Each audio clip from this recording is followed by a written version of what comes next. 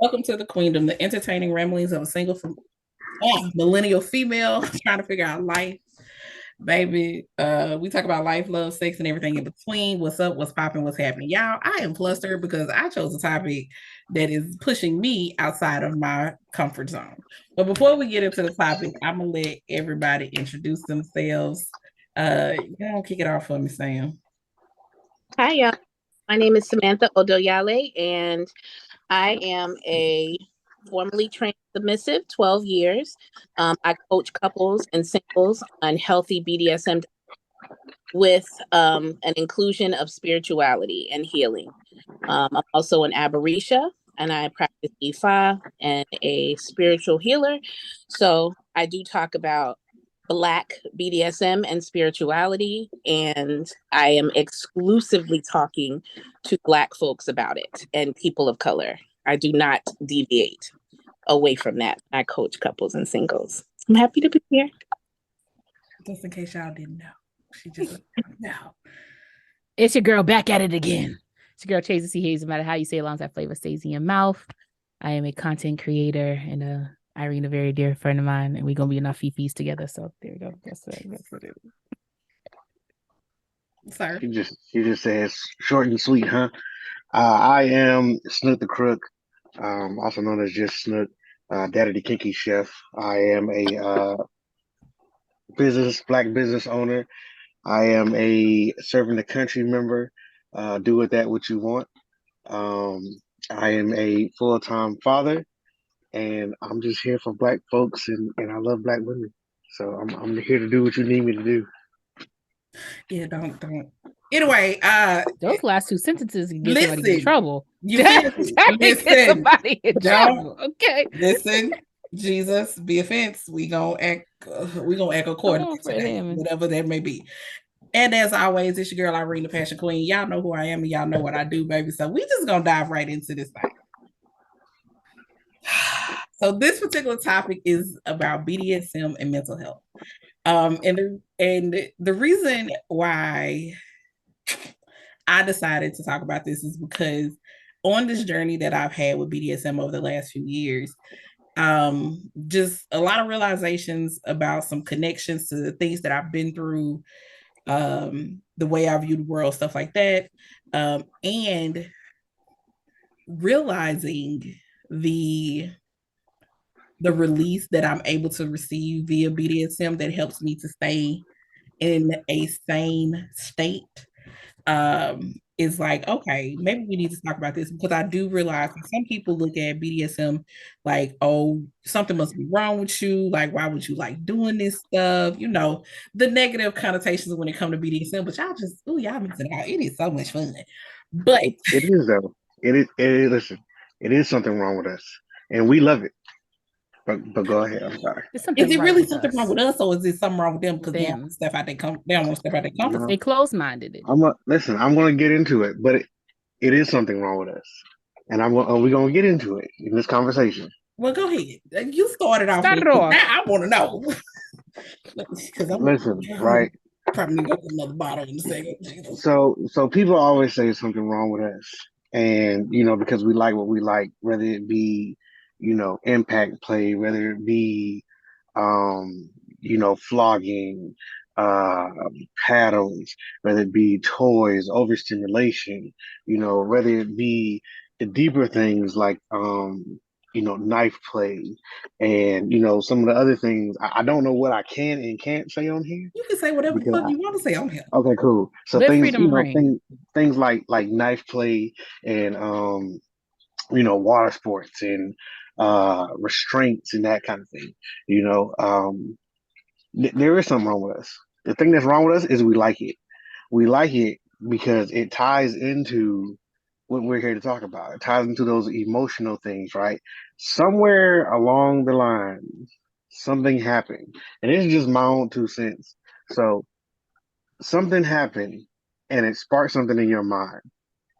And you might have tried to suppress it. And as you gotten older, you started doing things sexually and it just wasn't enough.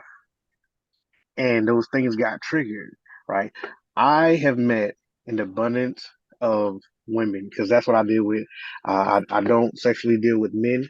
I conversate, and we have conversations and deep dive into some things to help them figure out themselves. But I meet a lot of women that have been abused, and kind of the same way that they were abused is the same way they like to have sex now. And it gets really interesting. I know somebody specifically who was tied up at a younger age, and they remember exactly very detailed what happened to them, but they want that same exact thing done to them as an adult right now. And that's the only way that they can orgasm. And maybe it's some kind of mental connection or something with them, but it's like that trigger just keeps pushing that button for them, and it works. Ooh, so okay, before we go any further, let me also put this out there. Uh, we are not medical professionals, people. Nobody on here is a therapist. So if you feel like you need to go to therapy before diving into the BDSM world, please do so that you can do it with a sane mind. All right. Now, Agreed. with that being said, True. it's funny that you mentioned that, because what most people do not know about me, because it is not something I talk about. And of course, typically when I tell a person, the first thing out their mouth is, I would never guess that about you, is that I was in a 9.5 year long relationship that had abuse, both physical, mental, emotional, spiritual, the list. Okay. Uh, every way that it could be there, it was there, right? And one of the more traumatic times of the physical abuse, it the person choked me to the point where I almost blacked out, right? And it is a very weird place to be in, mentally, where the thing that scared you the most because you did not know whether or not you were going to make it out of it is the thing now that turns you on, and it just does something for you. So with with that being said, the first person that I actually practice any form of BDSM with, we actually had a conversation about it. And they've been doing this a lot longer than I have, and so it was a very weird place to be in when I made that full connection to it. And they were like, well, the difference now is you have control of the situation. So now it's me giving the consent. It's not someone violating me in the sense of uh, me not being able to control what's going on and trying to fight against it. It is very much so the power of me giving into it and being in control. And I have the power to say when this can happen and when it can stop. So it does give you a sense of strength, I guess you could say, to be able to control the situation that you could not control before. If Mhm. that makes sense. So I absolutely want to piggyback off of that. I think when we talk about BDSM and mental health, particularly for people of color, it is so important to all of this. Like, for whatever reason, we all have chosen, kink and BDSM as Black folks. We definitely have to understand, because you've said power so many times, it's a reclamation of our power. We are literally reclaiming our power by practicing consensual sex and negotiations around consent. Because if we look at it generationally, and I just had this conversation, when we look at it ancestrally, our bodies did not belong to us, ancestrally. So when we are tapping into subspace and dom space as Black folks, that is so different. That's a different space because, it's an altered state of consciousness. And we are receiving so many downloads, some shame shit because, Black folks are big on shame. We shame the Black man. We shame the Black man for being a little kinky. We shame the Black woman for being overly kinky. We shame in all different ways, body shame, all this, even mental health. Like, we shame people for actually seeking mental health. We shame each other for that. So when we tap into BDSM, there's so many layers. Like, we're unpacking, years and years and years worth of like trauma and shame and stigma and stuff. So I think, and I always tell people, like, the reason why it feels the way it feels when you are in a healthy, consensual dynamic with a person, whether you identify as a brat, a submissive, a dom, a little, a primal, doesn't matter. Like, what you're doing is an act of resistance. You are reclaiming your power. You are standing in that power. Like Irene said, you're able to say when, what, you should be having this conversation well in advance and actually putting it on paper, because there's something about putting it on paper besides just saying it to somebody. Anybody could forget you said this is a boundary. Putting it on paper, all parties are involved, all parties are aware. But this is about a reclamation of power. And one of the reasons why I do not coach, teach, counsel non-Black folks, because our kink is different. Our kink is rooted in so many things. And, I think it's important, especially for trauma survivors. Like, I had breast cancer and I lost my breast. Had it not been for my submission and my servitude and my mental fortitude and being in therapy, I wouldn't be here. And kink did that. BDSM did that for me. Like, it made me look at myself. It made me honor the body that I have. And I wouldn't have been able to get there had it not been for my first dom walking me through that. So it's something to be said about the respect of the DS dynamic, the dom sub dynamic. It really is transformative. I mean, like Irene said, before, we are not therapists. We're not trying to be nobody's therapist. So if you need to go talk to somebody, go talk to somebody. But I feel like some point, right, the topic, the talking has to go, what I'm saying, over that bridge, right? It becomes actions, and you need to seek some action. And for some people, after they're all talked out, this is the action for them. This right here is another form of their therapy. Some people get that beautiful release, man. You can see it on their face. You know what I'm saying? The release that they get from things from their past, things from their present, that talking just won't do for them. Um, it's something about it, So it's those trophies that you get from spankings, or those floggings, that you can go back and look at later on. And, like you said, you control that. You see that you made it through when you didn't think you would have. So, it's a beautiful thing. And believe me, as Black folks, we have a lot to unpack. Every single day is just more and more added to it. You turn the TV on, I guarantee you within 5 minutes, you're going to see something triggering. And this is, to us, this is our safe space. Where other people don't see it being very safe, this is safe for us. Like you said, you can't control it.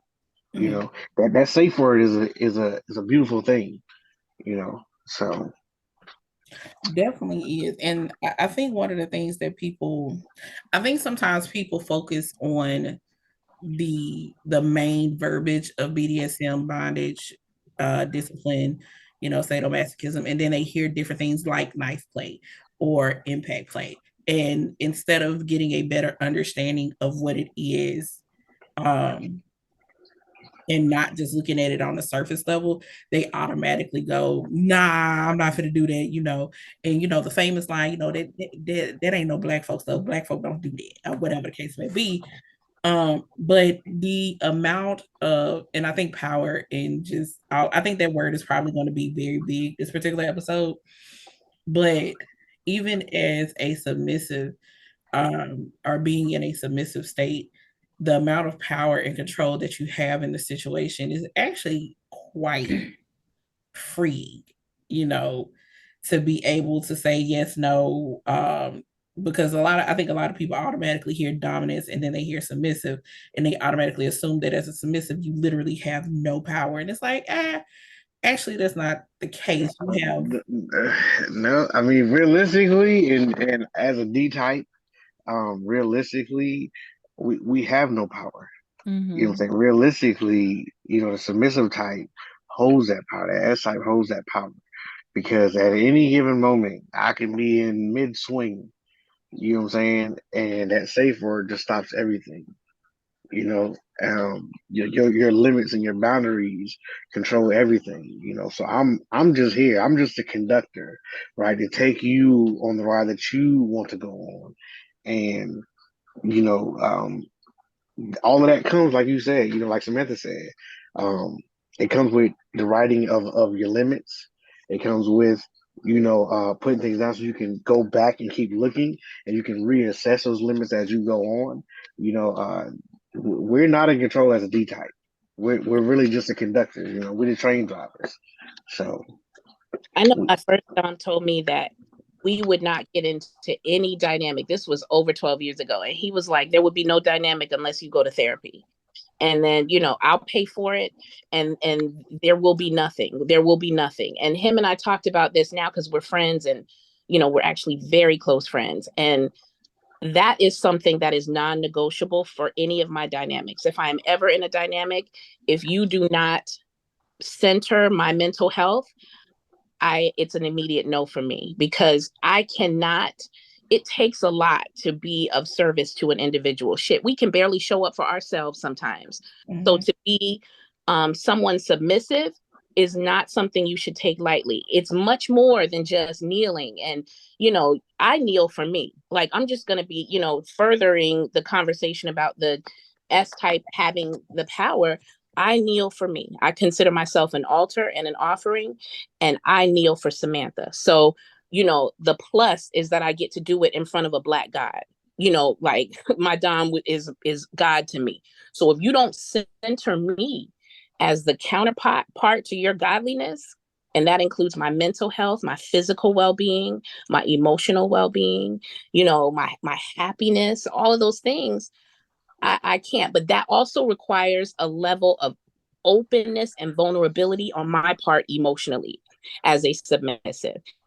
And this conversation, particularly for my friend Irene, is important, because to be of service to anybody requires a level of vulnerability on your part. And that is hard because we have been hurt. We have been hurt by people who didn't deserve us, but you can't enter in a serious DS situation without vulnerability on your behalf. You are asking a dominant to control these shadow parts of you. And if you have not done the work on your shadow part, how can he serve you in the role that you have gifted to him, the role that he's earned? How can he serve you? He can't if the, you're the, not answer, willing. the answer is we can't. You said it, but I'm with you. Right. Like he can't. But it's true, because how could he? Like, we're actually giving him a playbook of all of the intricacies of us.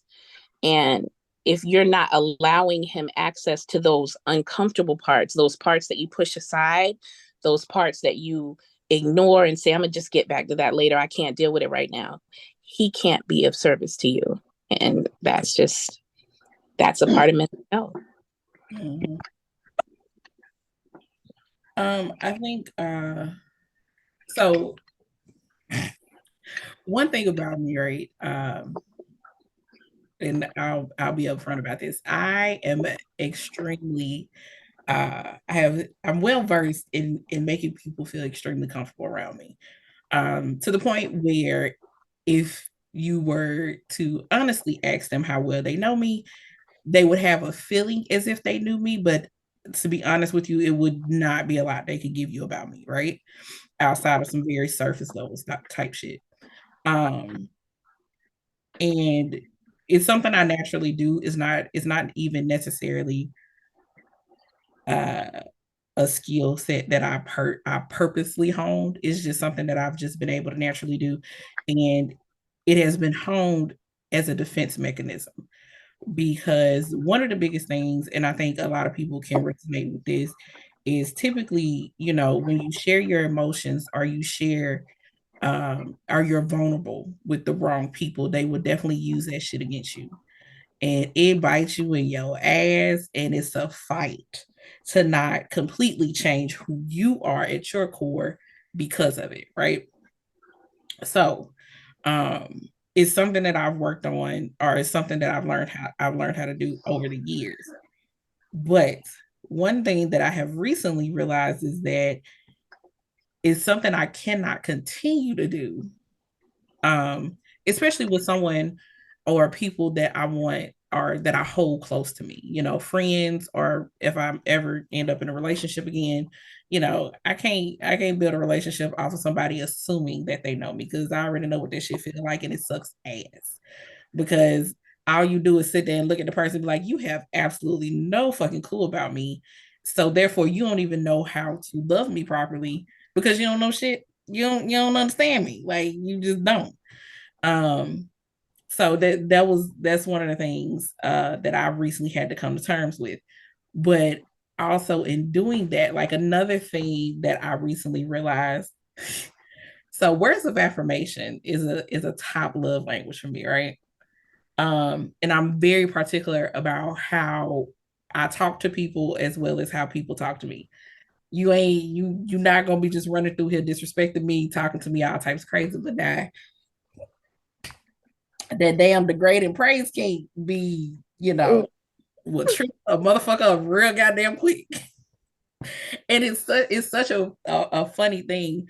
And shout out to my homeboy Rashad, because if y'all don't follow the Rashad Experience on TikTok, Rashad has a Patreon account, and he does, because Rashad has a very nice voice. If y'all ain't follow him, I promise y'all will be happy.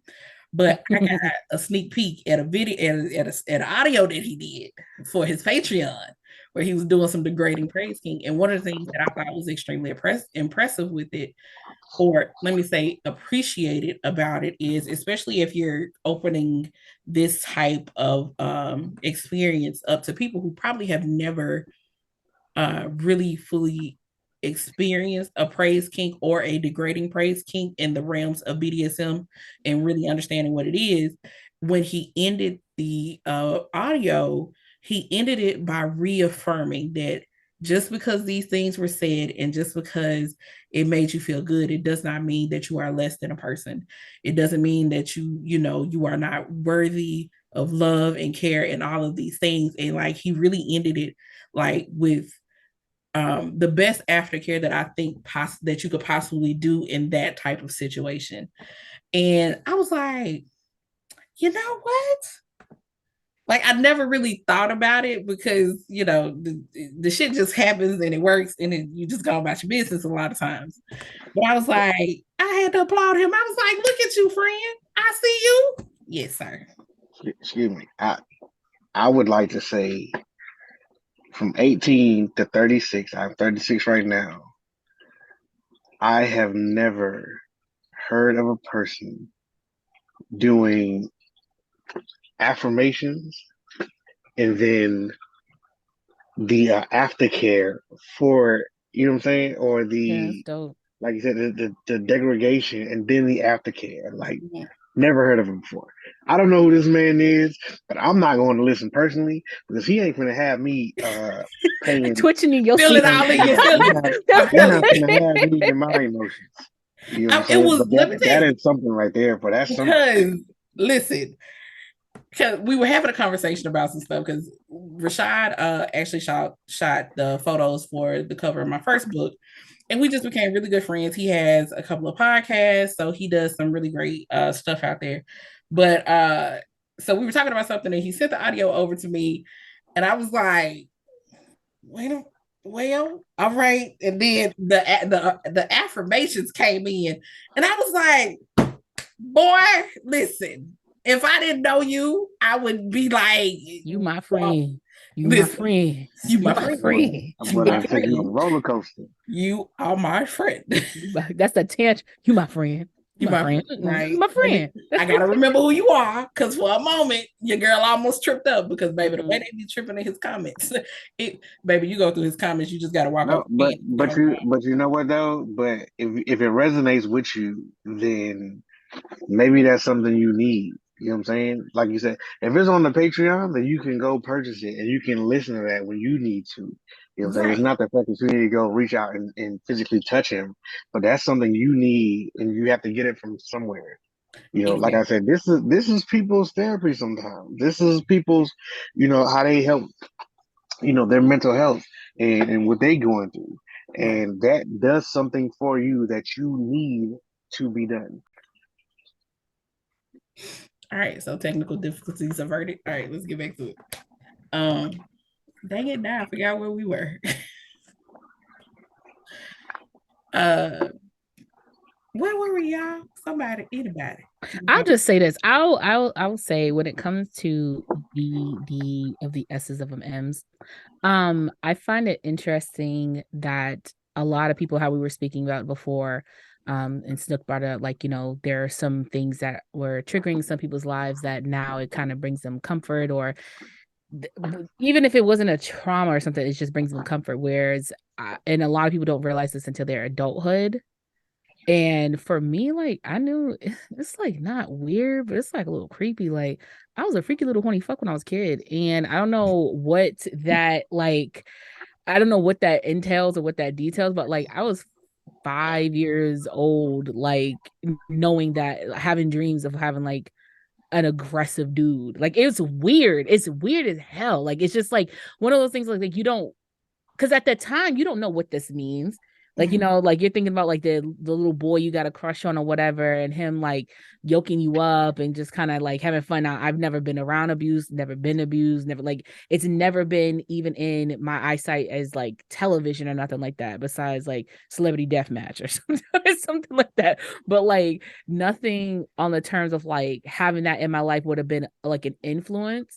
But I can remember early 5, 6, 7 years old having like, oh, like I would love a dude like that has like that aggression towards me, or like, has like that overpowering over me, or puts me in check. Now, mind you, I don't know what that language is at that time, but I knew the feeling, if that made sense. And then kind of growing up, and then you see certain like movies or actors and everything, you're like, oof, yeah, I know, 10 years old, little hot box over, like little like doing some whatever. Like, did you see? And then it wasn't until like high school when I had gotten my ex, who kind of sort of was my, at this current moment in time, first and only Dom experience. And even then, he didn't realize what he was into. I didn't realize what I was into, but we realized we were into it together. So he knew he was more of a dominant person. He knew I knew I was a more submissive person. And having that type of relationship for all those years, and that's still my big homie now, but like having that relationship all those years, it was cool because I now know how I am, and if I was in like an actual submissive dominant relationship, but also very damaging as a young child. Like, it's damaging as hell. Like, I would forgive that 0 out of 10. Yes, sir. Okay, so I wanna stop right there for a second, right? I don't want to be like in the weird spot of this, but I want to be like on the mental health aspect Mm-hmm. part of this and the communication and you now thinking back, right? If you had somebody you could talk to about those things, those thoughts, those dreams, those whatever, right? Do you think it would have made you a more, I guess, open and knowledgeable person now? Like, because who did you talk to about that? Like, did you ever tell anybody about that stuff back then? um I don't think I ever said anything to anyone about that until like, I think maybe high school, but that was just him. That was just like, Right, oh, when I was a kid, I used to like think like this or whatever, may have like this, but that's pretty much it. Never like had a venter to like, right. say that to, because I mean, who are you just walking around to and saying like, yeah, like 5 years old. I was So, out here so humping I poles and shit. Like, nobody, nobody's well, like, I asked that, right? I asked that because I just had a conversation yesterday. Mhm. I'm in two separate groups, um, and one of them is just a straight, uh, like no trigger warning, no nothing. We're gonna talk about whatever we want to talk about. And what I had was discussing, right, was the fact that my son or my daughter can come to me and have a discussion about anything without getting in trouble, without the fear of like I'm gonna like take your phone or Mm-hmm. block your whatever you're looking at. Like I have a 16-year-old son and I have a 14-year-old daughter. I know exactly what they do. Exactly what they do. I know Mm-hmm. everything. Because either I know because I've been here before. I as a man, I was a little boy. I was a 16-year-old. I know what's going on, and I had to kind of foster um, a little relationship with my daughter so where she can come to me and talk about things because, you know, if you don't come to me and talk about it, you're going to go to somebody else. Mm-hmm. And unfortunately, like I believe Irene said earlier, that somebody else might take that and use it against you. You see what I'm Mm-hmm. saying? So I would rather them come to me about anything. I literally do not. When I tell you I know what my kids do, I know it all. So when you talking about the little poles and whatever, Mm-hmm. I'm hearing about pillows and strange things. But you know what I'm saying? But I know, and I can guide them to a safe, um, healthy space, and where they can talk about things, or I don't want to say like experience things. I'm not giving them like the yeah, go ahead and do it, Mm-hmm. but I'm giving like the more you're going to do what you want to do anyway, so you may as well be healthy and safe doing it. You Yeah. know what I'm saying? And I feel like it's going to better them in the long run. Yeah, no, I definitely think talking to someone or having that freedom, like my sister, for example, she's the only one out of us who has kids. She wanted and has made sure that she has raised her kids with an open book. Come talk to me about anything because obviously she knows what it looked like. And her being the oldest, she definitely know, like, what it's like to be raised by, my mother. And so she wanted to make sure she gave her kids that safe space. I, I I I will say that it's not until I gotten older that my mother was more open when saying certain things, talking about certain things, or you know, I think like maybe a couple of years ago, I had went and had like a little weekend adventure. And so when I came back home, she was just like, mm-hmm. So you was just out there getting some winky. And I'm like, who says that, bro? Like Not that's the winky. yeah, but people would think my mom's like because my mom's like a reverend, like they would think like, oh, she ain't about to like, no, my mama lived a life. You know what I'm saying? She knows she knows, and all that other stuff. And so it's one of those things where there's certain things that obviously like when she found out like I wasn't a virgin anymore, of course she was just like, what if you want to save it for your husband? What if you want to blah blah blah? And I'm like, girl, I didn't give a fuck if somebody respected me. Honestly, I didn't give a fuck about my virginity because at the end of the day, what was gonna happen? I'm gonna get fucked again. It wasn't gonna like nothing was special about it to me, if that Right. makes sense. Like it was just one of those like when you grow up, especially a 90s kid, and you grow up with all these damn fucking teen drama shows and movies, and oh, you lost it to him. Now he's not calling you back and all this other stuff. And you swore he was your man, he was your boyfriend. Which one I would rather get disrespected by? Somebody who, like, I was just like, all right, cool, I'll talk to you later, or somebody who I thought loved me. Yeah, I'll take the first one. I'll take the first one. I ain't gonna get disrespected by somebody who I thought cared about me. Nah, I'm not doing that. So I Y'all, mean, y'all I, are so on point with this whole conversation about like parenting and how that mentally can, you know, do some things, do some great things, and then do some things where we grow up with this, just potential harm. Like, we can I identify as a little.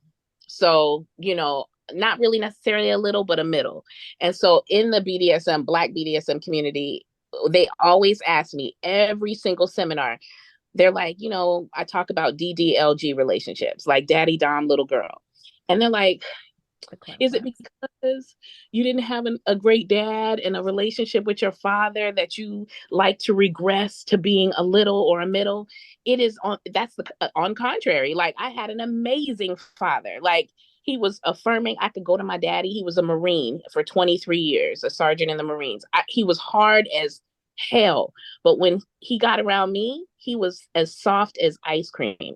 And my father, everything I know about how I should be treated and how I should treat a man, all of the healthy, dominant qualities, my father just was that. And that Mm-hmm. is what I will always need. So I don't identify as a little or a middle because my childhood was fucked up. And emotionally, I need a daddy dom because I missed out on this from my father. I had an amazing father, and it is because of him. And when I am in little space, because a lot of people don't understand, little space doesn't have to be sexual. Sometimes it is, but little space and middle space can be exclusive of fucking, because sometimes, you know, we there's so many other things you can do in little and middle space. But in those moments where it is not about sex and is not about play, I am really remembering the love that my father showed me as a child, as an adult, as a teenager, how safe it felt to be in his arms when the world was heavy. I could be here in this space with my dad, and it was almost like time stopped. And for me, mentally, that is where I'm at. That little space is just an honor to the amazing childhood that I had and the amazingly safe space that my dad created for me. So, you know, that just brings another level of like BDSM and you know, emotional health. Like, it is because of him that I enjoy little space. That it's because of an amazing father. So having these great conversations with children, that is so transformative. It's amazing. Like, you know, kids remember those things. Like, they remember these conversations. They remember. Because I would definitely say that, like, my father passed in 99. So it's one of those things where I didn't get to grow up with that. I had it for a little bit, but the memories are very far and few. And so, I mean, I've taken, my minor is in psychology. I know very much that you look for your partner what your parents had or didn't have. You know, you look for that replacement, or you look for to strive that partnership or whatever may have you. That's why a lot of people who are like, my parents have been married for 45 years. I need my person to want to be with me, or I grew up in nothing but a divorced house. I want a strong marriage. Either which way, both of y'all want somebody who's going to be around, you know? Yeah. But I will say, and like, you know, Sam, of what you were saying is it's just that it's like, if I'm with a dude and he gives me that like, you know, I'll say I'm a spoiled child, but not by like personality, but being done upon me. I feel like you can't spoil a person unless you do it yourself. You feel what I'm saying? And so being a person who has been spoiled, like I'm the baby of the family and all the other stuff. So I get the like goo goo gagas and like, you know, like all the sweetnesses and everything like that. Right. I am a very much brat. First off, because you over here shaking your head, sir. Don't do that. No, but I'm just saying, and it don't help that my name is Candy. So it's one of those things, you know? And so it's just like when I get smothered by my mother, and it's perfectly fine. And I'd be like, oh, come on, Mom. But little dude be like, hey, little baby. I'm like, hey, what's up? Like, you know, it does something. And you know, like you said, in light, it could just be that male figure, that love, that comfort that I have been without for many years, that I starved for. And hence why I like to be closer to men than I do women. It's like, it's all there. I've been in therapy for like 2.5 years. We done unlock, broke the chain and talk about it. But it's just one of those things where it's different in talks, especially with BDSM, where it's a comfort, it's a covering. It makes me feel like someone is looking for me and looking out for me. And recently in this record breaking week, you said what? Just say the word safe space. Safe space. Yes, and this week in the world of Candace Grace Hayes, you know, we're unlocking, okay, because it's a new episode every week. Watch, and so we are unlocking the fear of talking. You know, it's just like, and it's funny because every single time Aaron bring me to one of these damn things, this is one of the greatest tops episodes that I'm part of. And we're unlocking talking, you know, and being afraid of talking about emotions, because when you are rear-ended by a very strong-headed Libra mother who is Black out of Georgia, you can't speak. I'm a Libra. Don't do that. You can listen. You cannot speak your mind. You cannot say what you feel. You cannot give voice to your feelings. It is sit down, shut up, do what I say. You know, it's very much that the Black mama stereotype is my mom, you know. And so therefore, when I've gotten older and have this fear of authority, brat, submissive, and you have that sphere of authority. It's one of those things where it's like it's hard for me to voice my concerns, my feelings, because I feel like if I do so, I'll get in trouble or something will go wrong or you'll go away or whatever like that. So in hindsight, it was very much damaging because I run my damn mouth. But when it comes to authority, I'll be like, all right, you said what? Okay, I'm gonna sit down. I'm gonna sit down over here. I think one of the interesting things for me in particular, so of course my mom about to hit 70, right? So that gives you a perspective on the generation. I'm 68, so right, we you right feel neck me? and So neck. that gives you a perspective. So mind you, so the conversation of sex in my household was very it was very educational in the sense of my mother gave me a book, and this is what puberty is. This is how sex works. You got a Type book? situation. A book. Girl, my mama told me, hey, there's some boys at college who want your cherry and they gonna want to pop it. Don't let them pop your cherry. Listen, that was the conversation. Mississippi Bible Belt, put a nickel between your legs. You ain't supposed to be out here doing shit. You hear me? Okay.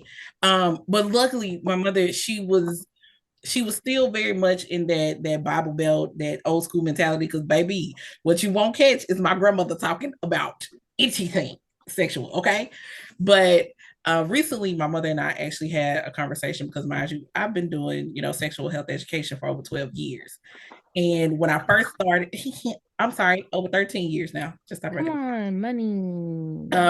So when I first started, it was extremely funny when I called my mama and told her I was getting into it. She was at home. I'm in the middle of a store and she is whispering in the phone to me, Irene, how did you, why? I was like, to whisper. Don't call my name like that. Don't call my name like I'm doing something wrong. I'm not out here doing porn on the internet. Just calm down.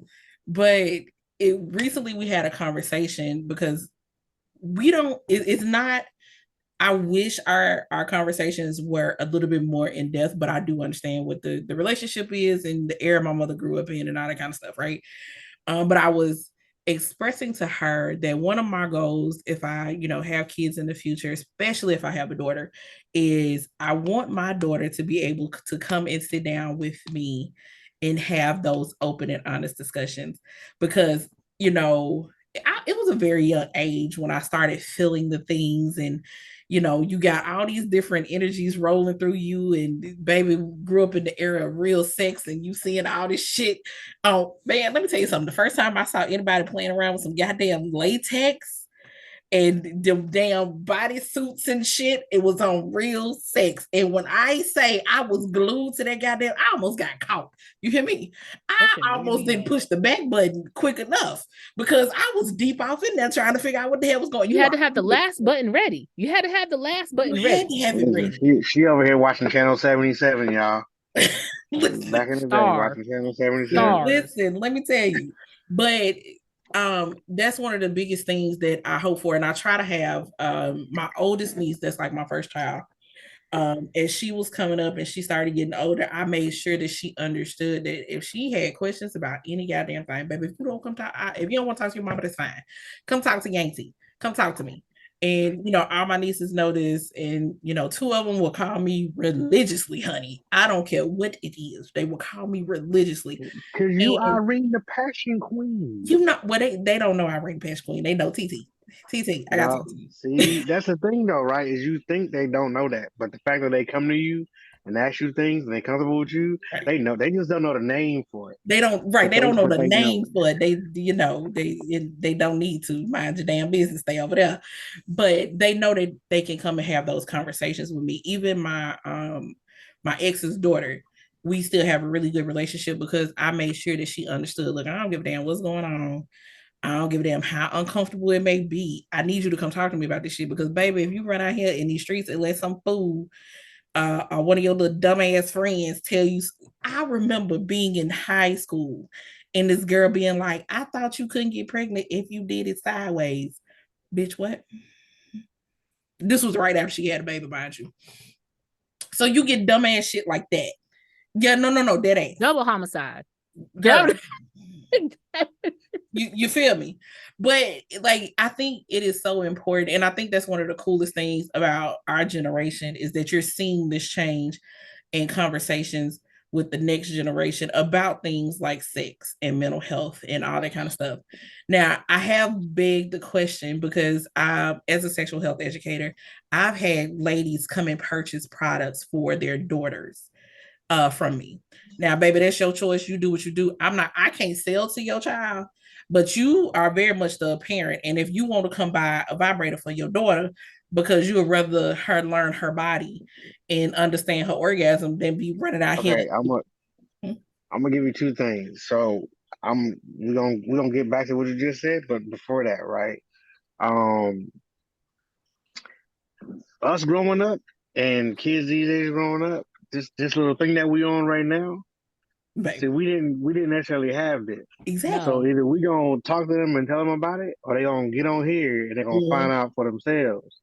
So either way it go, they gonna get it. So Right. like I said, I'd rather them get it from me in a safe space than what I'm saying on YouTube or TikTok or somebody in DMs and you know what I'm saying? And we don't want to get to like the weird space of where it can go, but Right. we know where it can go. Right. You know Because what I'm saying? we see the shit and we be looking at people Yeah, like, yeah. But the last thing you just said, I I'm like a 50-50 on that, right? I don't necessarily have an issue with it because like I said, mine is at that age to where she's going to start experimenting and doing things. And realistically, I would rather give her something and know that it's something safe than that dirty hairbrush or what I'm saying, whatever else is they out here using, what I'm saying, instead of something safe. Um, so that's kind of like I'm weirdly in the middle. But at the no, but I got you, Candy, right? But my no to it is you don't need to go numb yourself out beforehand. You know what I'm saying? I'm not a battery. I will never compete with a battery. I can't compete with a battery. So you're setting unrealistic, what I'm saying, things for your body. And to do it so young, you're damaging yourself. You know what I'm saying? And you're going to damage your kid, your teenager, your whoever you're buying it for by setting them up like that. So I don't think they should have it. Especially so okay, so here's my thought process because this is something I have definitely considered, especially since I have not had kids yet.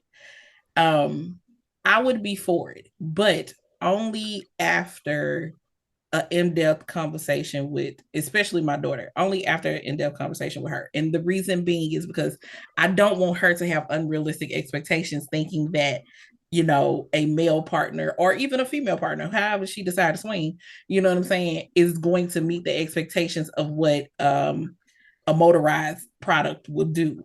But I would definitely want her to understand her body, own her sexuality, and own her orgasm. Because, baby, if you sit out here and you start thinking about how much time we done wasted with fools that didn't know what the fuck they was doing, because we didn't know. Can I get the time? I'm reclaiming it.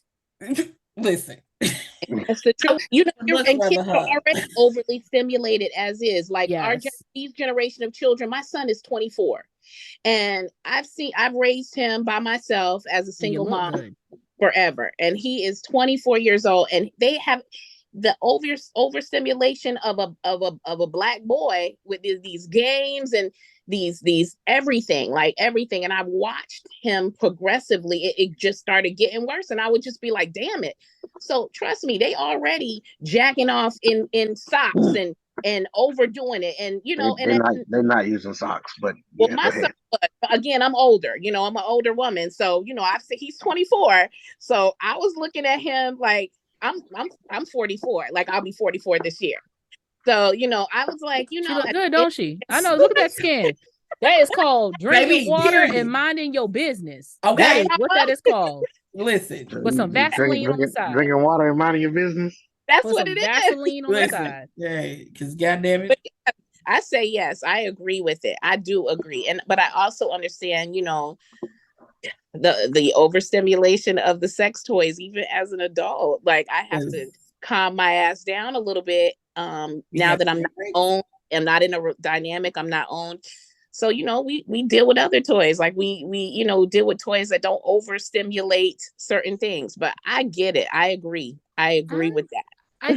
I can't get with it. And maybe I'm the prude. And if it is what it is what it is. Only because if I had a struggle, so do you. I'm just playing. I'm playing. But like, so like I've always had the mind concept of like if I do have children, I want them to have the same appreciation for things that I had like in the time frame that I got to, if that makes sense, right? And I'm not saying that I'm gonna lack thereof them. I want them to have the appreciation of them, even if it's younger than what I had it, right? So I'm like, you ain't finna just start off on I don't even know how to you ain't finna start off on like Friday, the third Friday. You know what I'm saying? You start off on the first Friday, okay? In terms of like that, like you're gonna get the Lion King, you gonna get the Pixar, you gonna get the progression of like culture, like you know what I'm saying, in certain things. But when it comes to like things like this, I wanted to talk to them about that. I want them to understand their body. I want them to know that their body is their temple in all formats. I want them to feel comfortable with it. I want them to know that your body belongs to you and only you, and whatever you shall do with it is your business. But at the end of the day, you are the one who has to lay down with it, no matter who's laying beside you.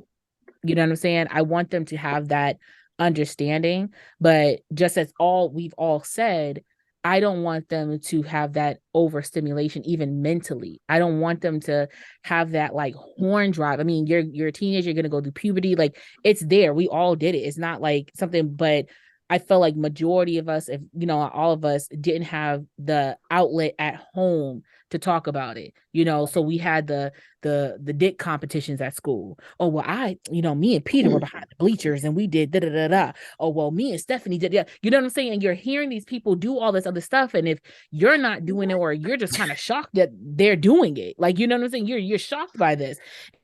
And so you're kind of like, but you gotta look at the time though, Candy. The times have changed, right? no, I know, and doesn't I get matter. that. But I'm just saying that in Here's the the thing. time of when I do have my kids, I want them to have it, but not have it, I don't want to say too soon, but for them to understand it at the progression of age that I feel appropriate for them. So like I said, as I'm me at 5-6 years old, and having this imagery, whatever like that, that's at that age, I'm not going to give them to a rap raw, but I'm gonna let you know this is a body part. This is the name of the body part. This is like giving them the actual understanding of what it is, so they're not walking around calling shit a pocketbook or like or like no, you or definitely like what I'm saying, like proper it's giving them that education along the way. But I'm not going to, me personally, I'm not going to go out and buy a toy, you know what I'm saying, whatever. Gotcha. I can have a conversation with y'all,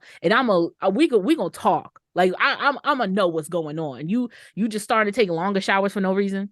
Like, come on, like I ain't stupid, but realistically though, right? Realistically, to do what you're saying right now in 2023, right? To do what you're saying, when you have a child, you will literally have to not give them anything electronic.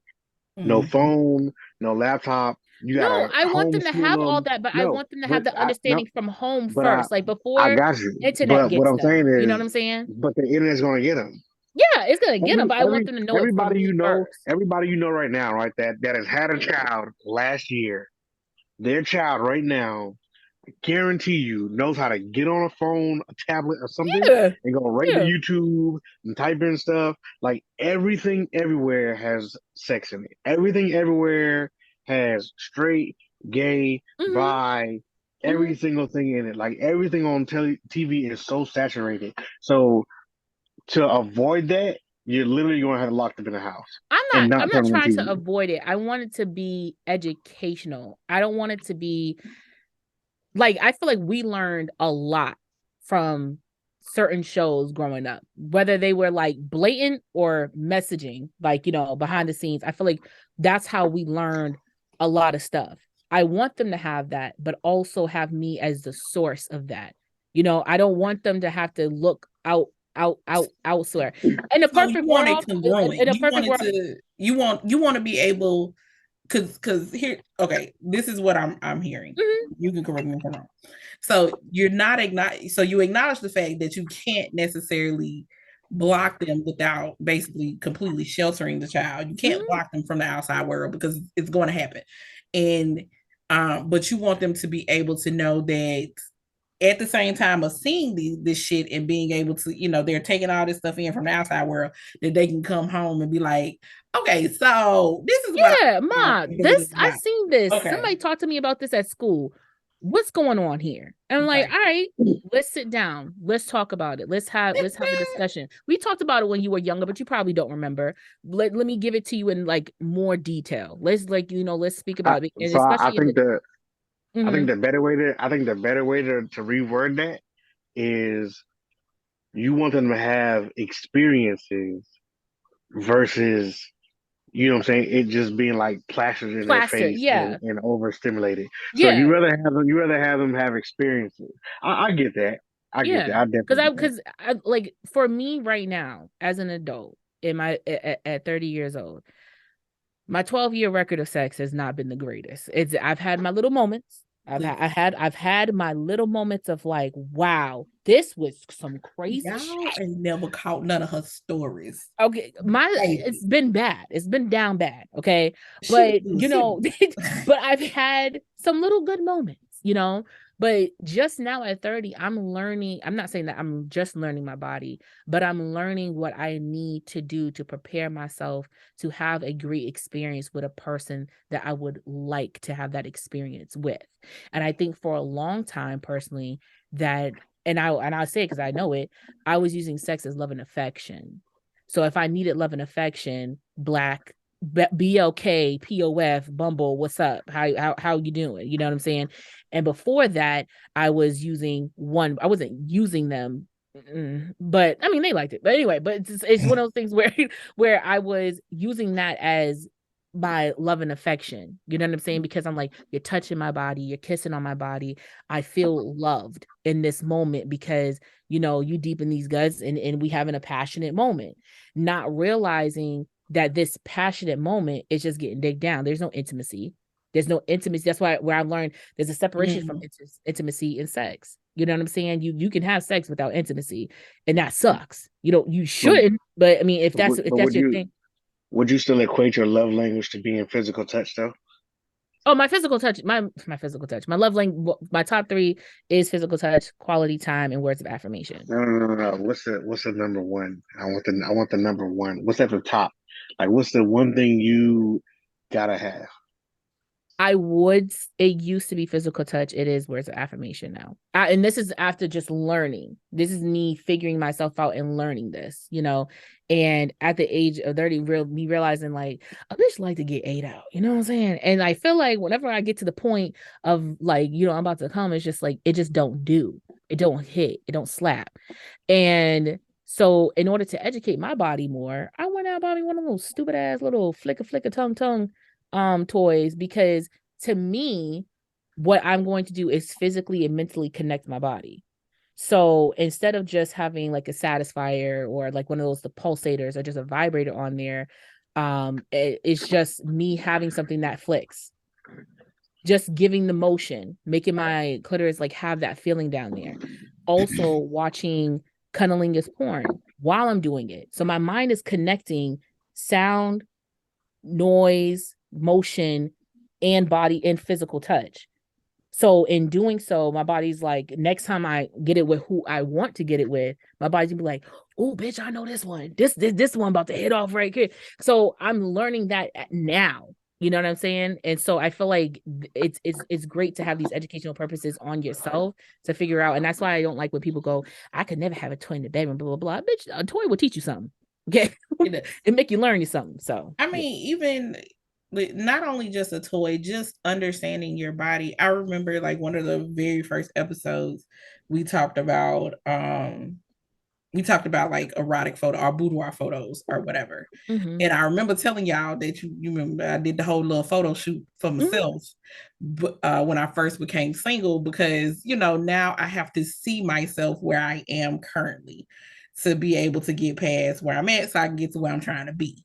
Because I think one of the things is we get to a certain point, especially physically, if it's not where you want to be, and you get so hard on yourself because you're trying to get away from it so fast that you don't take the time to at least just enjoy the body that you're in.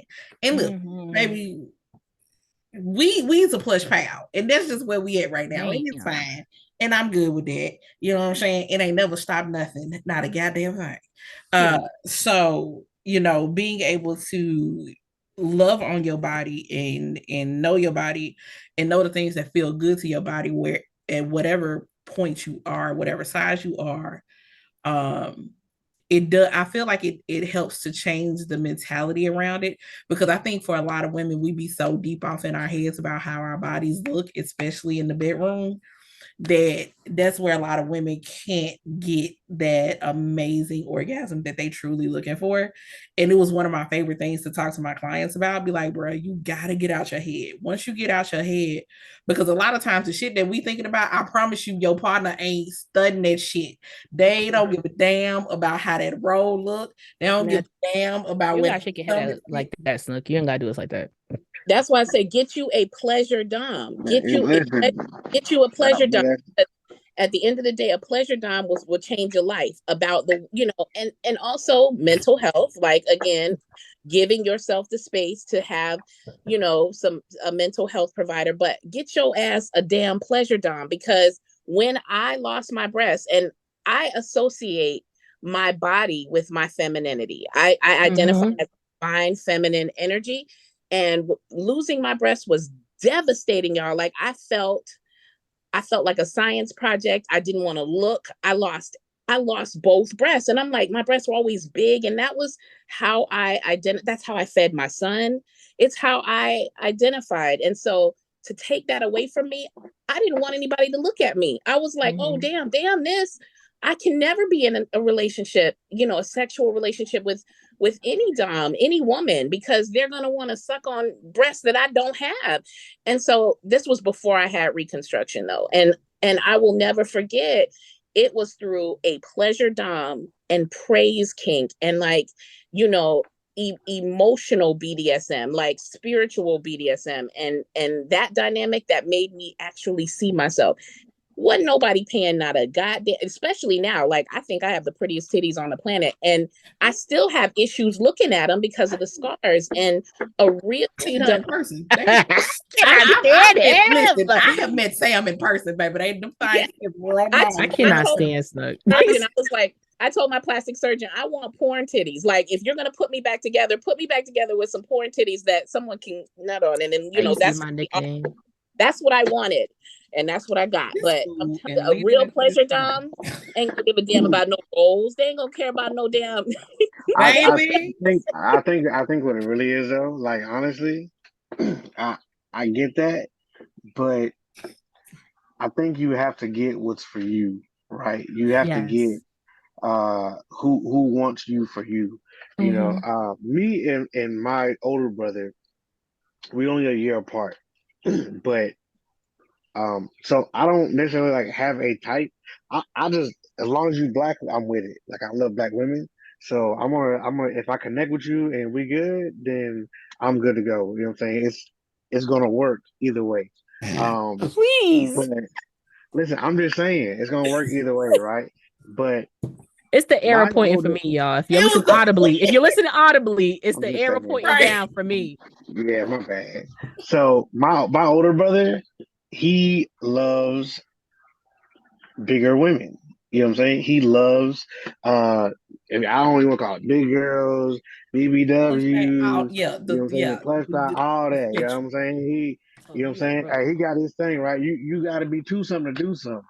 And you know, if you ain't, he's not even talking to you. Come on with it. You know so you got a brother. And that's I got Look, Kay said, wait a minute. Brothers, yes. So you got a brother. Yes, I have several brothers, yes.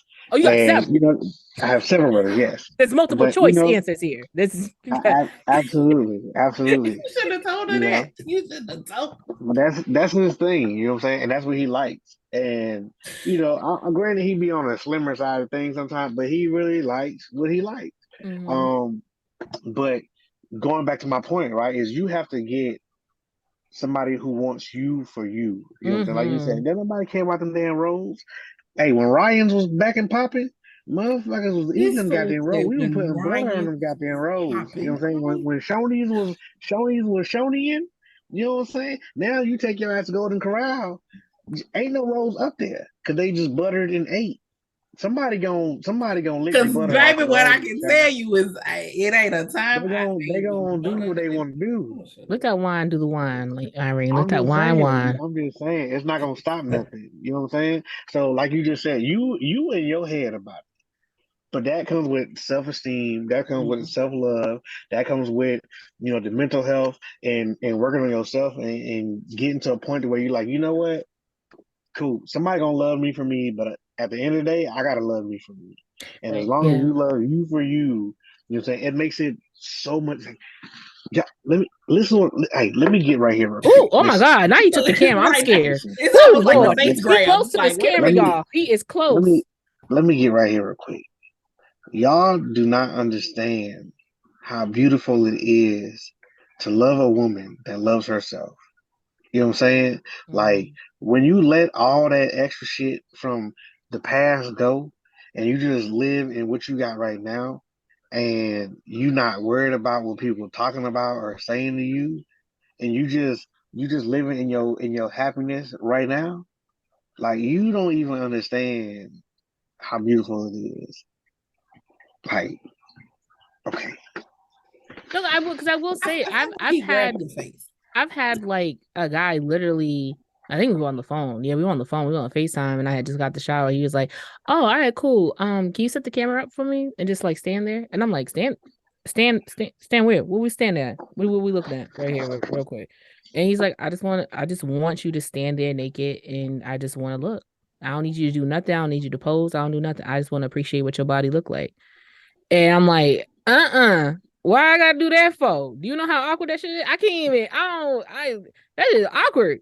Like we sitting in this bright behind room. I mean, just Listen, standing it's Like, like awkward. no It's dimness. awkward. It's Hey, awkward. what? It's it was. awkward because you never had nobody do it before. You ain't Yes, never and it had was. It appreciation before. wasn't uncomfortable.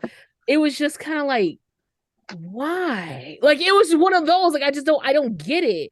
But it wasn't until it was instead of me, and I think what it was is because obviously, FaceTime, you can see yourself. And it was just like, don't look at you, look at me, you know? And it wasn't until I really started looking, seeing how his face was changing, seeing how he's like appreciating me, my body naturally started doing a curvature, like making sure he saw every angle, what like, what the side do, what this back do. He's like, and that's what I wanted. You got out that uncomfortability and resonated in your femininity, in your sexiness, like without feeling uncomfortable. And for the first time, I felt actually naked. Like you can be unclothed and not feel naked. You know what I'm saying? But like to actually have that vulnerability taken and looked at, I was just like, oh wow, like it sounds like a ring. Like, you know what I'm saying? If you want to get married, just say that. You didn't have to do all that shit. You feel what I'm saying? But it does make you it sometimes, and then sometimes it's not even like when you're naked you feel uncomfortable. Sometimes there's certain clothing you got on that you're like, oh, this shit don't look good. This shit don't hit right. Like you gotta yeah, it accentuates the wrong part. Like, you know what I'm saying? So it's not even like I feel like my body look bad. This outfit don't look good on me. Like sometimes it's that. But like Snick said, just having that, I don't want to say confidence, but like knowing that you feel comfortable in No, your body. no. Go back. No, no, no. Say the word. You don't want to say what? Confidence. No, say that right there. See, that's what y'all don't understand, man. Like, do you know what's more sexy than sexy? Confidence. You know what I'm saying? But I will say the Lizzo don't reason why give I no don't like, damns about nothing. but no, the reason why I don't like, I don't have the problem saying confident. But the reason why I don't like it is because if anybody out there in the world don't follow me on TikTok, you'll see why a lot of people be like, "Oh my, you so confident, you be showing off your body," and it's like, it's not that I'm not confident in my body. It's just one of those things. If like I'm tired of feeling like I'm ick. Like if this is what I got today, and the shit ain't gonna change tomorrow or by next week, I might as well accept what the fuck going on. You feel what I'm saying? And so I'm not gonna keep giving a damn about it. So I don't want to say it's confidence, because it's not me forcing confidence, it's me sitting in my comfortability. You feel what I'm saying? And so, but then I hear men who say sometimes, oh, ain't nothing sexier than a confident woman. Or when you're with a man and you share your grievances about your body, or like maybe your skin don't look good that day, or your hair just ain't hitting right. We don't want to hear that shit. No, I'm just saying, but then you have some men who say, like, I love a confident woman, blah, blah, blah. And then it's just like, I just want you to be confident. Like, I had an ex tell me, like, I wish you were as confident as you were in our relationship as you are now. That would have made you 20 times better in the relationship, because you always look down on yourself. And I understand nobody wants to sit here and date their own pity party. Like, you know what I'm saying? Right. But to say it, like, it makes me feel like, well, if I show insecurity of myself, do you feel unattracted to me then? And I'm not saying that, like, you know, anything about like you snuggling saying that, but sometimes it could come off like that. If I show my insecurity, my sexiness, the sexiness you find in me gets lessened, and I don't want that. So I'll fake it. Not that I want to answer this from a D standpoint and a male standpoint, right? Every single day, if all you do is complain about yourself, and I have to spend every single day reaffirming you constantly, you know what I'm saying? I'm giving and I'm giving and I'm giving. And at some point, I'm going to have nothing else to give. And a day that I don't have anything else to give is a day that you're going to feel I don't want you anymore, because I don't have nothing else. I am tired. I am empty, right? I can't give from an empty vessel. So I can tell you you're beautiful. I can tell you you look good. I can tell you I like your shape. I can tell you you ever complain about pimples and skin. Man, don't nobody care. You just ate too much chocolate last week and it's coming out this week. I get it. You know what I'm saying? I understand. What it is that we have to constantly reassure, and it goes from like a praise kink to a job. You know what I'm saying? But I see that. The mission is a job. So I'm going to have to disagree. I have to agree to disagree, because submission to me is a 24-hour, 7 days a week, no days off. And some dynamics do afford you the opportunity which they should, to balance that and have your days. But submission is a full-time job. So this is why vetting is important. I'll say it again. This is why vetting is important. This is why vetting is important, because you will know, if you properly vet each other, that this is a submissive that is coming to you with trauma around her appearance. And if that is something that you cannot take on, because it can be overwhelming, it's a lot, it is a full-time job, but you have to understand, she is your full-time job. And so many D types forget that basic DS thing, is that we are giving you ourselves full time. There is not a time where I want to cut off being in service to you. So you might have to vet a sub and say, you know what, this is not for the reward is it doesn't balance with the risk. And I think that's where vetting is important. I have one question, and then we're gonna have to wrap it up. So my question is, because I will be honest with you, I heard what you said, Sam, and I hear what you saying, Snook. But I feel like the difference is in the example that Snook is giving is very much you're steady pouring, but you're not receiving anything back. That's not balanced. Yes. Right. But in the reference that you're referring to, you're talking about a situation where you're pouring out, but you're definitely being replenished. But if I have to constantly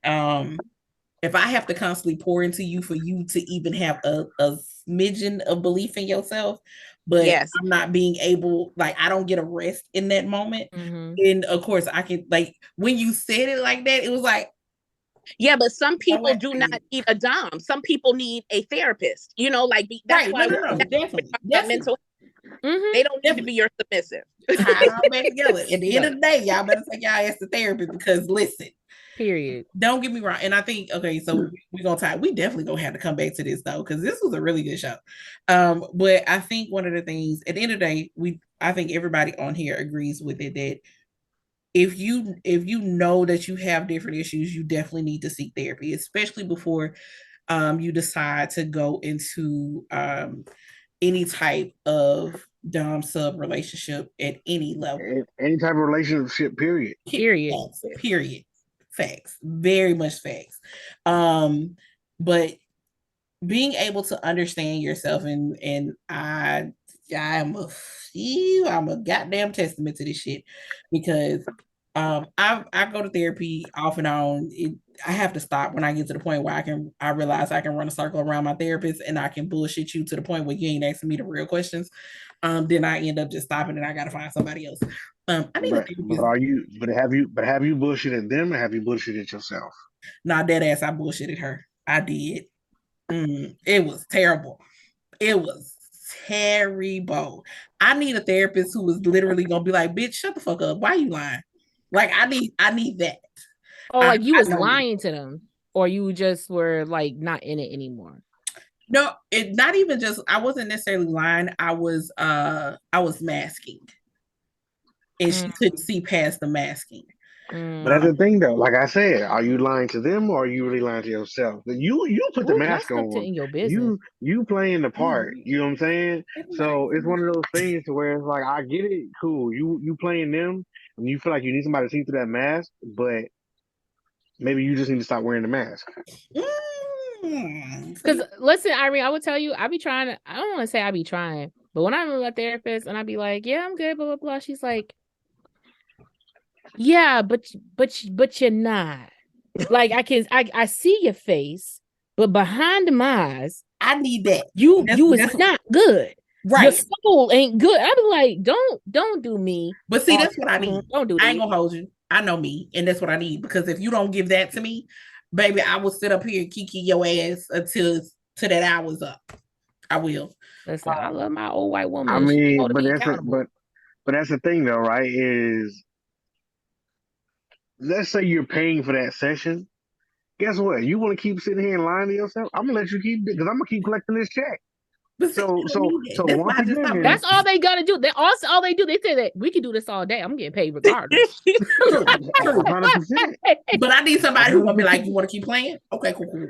I need you to say that. But you gotta get to a point to where you don't want to play no more. You want to get to the problem and fix the problem. First off, this is not about to be a therapy session for me right now. We're about to do we're about to do right now is in this episode. What we're about to do is in this episode. We've been in therapy for an hour and 34 minutes. She is Montel. Well, we are going to end this episode at this current moment. Sam, go ahead and tell the people where they can find you, because Snook gonna keep going, and me and him gonna fall out. Yes, okay. You can reach me across all social platforms. Samantha Odoyale, Odoyale, on Twitter, Instagram. Don't follow me on Facebook, and on TikTok, Goddess Treasure Box 2.0. It's your girl Chase with C Hayes, no matter how you say it, as long as that flavor stays in your mouth. On the airways on Sundays, 1 to 3 p.m. on the Tap In with DJ Slick Vic on Spark FM, Boston's #1 for urban and Caribbean music. You can find me on Instagram at Candy Taste Sweet, and you can find me on TikTok at Chase Inc. CHAYESINC. And on Sundays at 8:30 p.m. Eastern Standard Time, live on YouTube, you will find the Kinkazoid podcast, where you find all type of erotica, pleasure play, and what you really want to do in the bedroom when nobody's looking. So yeah. Wow. Listen, this is Snook the Crook. You can find me on Instagram at Snook SNOOK underscore the underscore Crook CROOK. You can find me on Instagram. That is my show. You can find me. You muted yourself, sir. You muted yourself. You muted your whole self in this introduction. Sick. There you go. Oh, did it mess up? Okay, so we got your Instagram, Snook underscore the underscore Crook. Exactly. Oh, okay. Yeah, that's my Instagram. You can find me on TikTok, Snook SNOOK 0626. I'm just here, man. I'm just Daddy the Kinky Chef. Man. You might. That is a shirt. That is a shirt. No. Daddy the Kinky Chef. Listen, I own my own food business. You know what I'm saying? I really cook. I really cater. You know what I'm saying? I cater in more ways than one. That's what I do. So you better talk your shit. All right, y'all. It's your girl, Irene, the Passion Queen. You know, you can find me on TikTok, Instagram, and Twitter as such. Make sure y'all hit up the queendomme.com. That's TheQueenDomme.com. Get your copy of Vacation. The Purple Dungeon is on its way, so make sure you go ahead and pre-order your copy of that. Make sure you keep a lookout because we got some shit coming. I got a BDSM Zoom event on April 15th. Hit the link in my bio on any of my social media platforms for that. He is about to put his goddamn big head on. Make sure y'all keep in touch because June 17th, baby, we will be in Chicago for the all-white primal poetry event. My good girl Samantha is going to be there as well. She's going to be, he put the, goddamn it. For those in Radio Land, there is a bear head now. Just make sure y'all following the YouTube channel. Listen, y'all can catch this shit. Like Freaky Friday at Freddy's. You know what I'm saying? Like not the hat, please. The hat on top of the bed. Y'all, what's that bear from the cartoon with the hat on it? Girl, I don't know. Y'all remember that old cartoon? I will talk. We will talk to y'all later because I'm flabbergasted at this current moment. You know what? I need to take a picture of this and post this on social media the bear because they not gonna believe this shit. But yep, I got it. All right, y'all. Thank y'all for joining. Make sure y'all check in with us next time. We'll holler at y'all later. Y'all have a good one.